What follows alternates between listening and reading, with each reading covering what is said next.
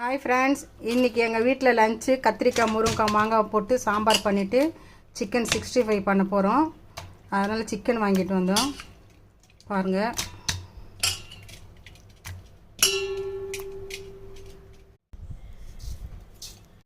உப்பு போட்டாச்சு. கொஞ்சமாக கரம் மசாலா போட்டுக்கலாம், மஞ்சத்தூள் கொஞ்சம், ப்ளைன் சில்லி பவுட்ரு கொஞ்சம்,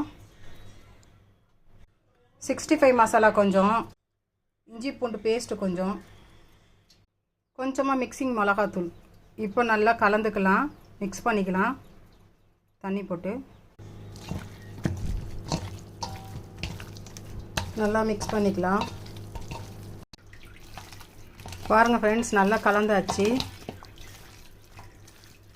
இப்போ அரை மணி நேரம் ஊற வச்சு வறுத்துக்கலாம்.